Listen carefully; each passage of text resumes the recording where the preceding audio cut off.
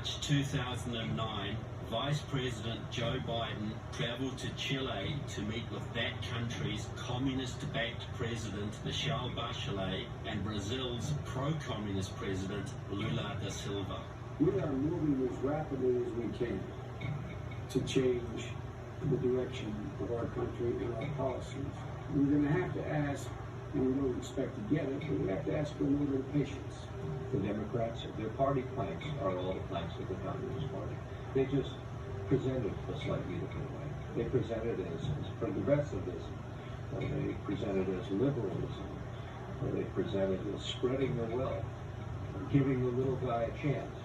Democratic leadership have also partnered with the Party of European Socialists, an alliance of democratic socialists and former Stalinist European communist parties. The cooperation between our parties has intensified significantly in the past 2.5 years, with regular contact at Congress, Senate, party, and foundation levels.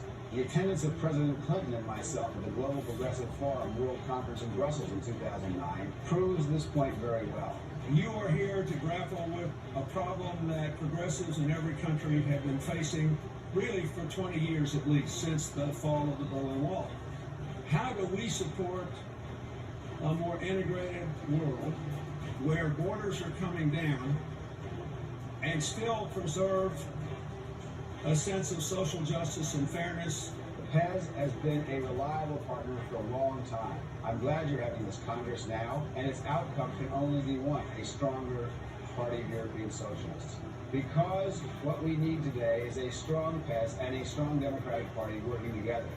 Progressives need it, the planet needs it, and our people need it. The change is happening in the United States of America. And we want to have that change also in Europe. I believe in a European dream. More social, more equal, and greener Europe. Yes, we can! So what is the main roadblock to world socialism? They don't say we're trying to weaken the military. They're just saying if we didn't have to spend all this war money and all this money for weapons, we'd have the health care, there'd be no crippled, there'd be no hungry. Another huge source of funds is the reordering of government priorities away from military spending. The key to the policies we want lies in shifting some of the funding from military to domestic programs. The Council for a Livable World has done more damage to the US military than most armies could ever dream of. Back when we were battling the Soviets, they were among the Soviets' most reliable propaganda allies here in the United States. Coincidentally, Democratic Socialists of America is also very strong inside the Council for a Livable World. Longtime Council Director Jerome Grossman was close to Boston Democratic Socialists of America and was a brother-in-law of New York DSA comrade Victor Siddell. The Council's Political Action Committee, Peace PAC, was run by David Bonnier, once second-ranked Democrat in the House of Representatives and now a dues-paying DSA member. The Council's current director is DSA-endorsed former Massachusetts Congressman John Tierney. The Council for a Livable World was founded in 1962 by Leo Szilard, a supporter of the failed Hungarian Communist Revolution of 1919. Leo Szilard fled to the United States, where he became a prominent nuclear physicist and leader of the Manhattan Project, which created the first US atomic bomb. The council began modestly. It funded socialist-leaning Senate candidates in low-budget elections in small states. These grateful new senators would then be lobbied by the council to vote to reduce US military spending and cut nuclear arms programs at every possible opportunity. Council for the World has been endorsing candidates since 1962. We endorse the races where the person we endorse has a strong chance of winning, has a good positions on our issues, and is running against someone whose positions we don't agree with. So tell me how the Council for a Livable World eyed the Soviet courts. Well, first of all, they had about a 100-degree correlation between their line and the Soviet line, and always being a reliable, quote-unquote, neutral peace activist voice out there to blast any efforts to improve American defense and to pretty much demand everything the Soviets were demanding without sounding like they were Soviet agents.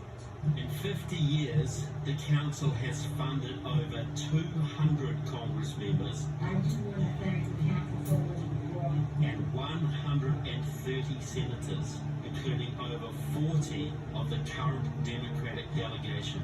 And I want to thank so much the supporters of Council for a Livable World. I'm very proud to have the support of the Council for a Livable World. Thank you to the Council for being such a great friend to me from the very beginning. Thank you for the invaluable support you provide to candidates like me. The Council for a Livable World has funded Senators Tim Kaine, Hillary Clinton, Barack Obama, and Joe Biden. My ties with the Council run long and deep, stretching way back to my first campaign for the United States Senate. That help has continued throughout my entire career, especially when I was chairman of the United States Senate Foreign Relations Committee. And it continues to this very day. Now it's much more mainstream with Obama, Clinton, Biden, those policies. The Council for a Livable World you can't dismiss it as a radical group anymore because it's now center left, whereas before it had been far left, even though it hasn't changed its basic view. In 1994, former Soviet KGB officer Pavel Sudoplatov spilled the beans on Council for a Livable World founder Leo Szilard. Sudoplatov revealed that Leo Szilard had been a fully recruited Soviet agent. Stalin's spy chief Lavrenti Beria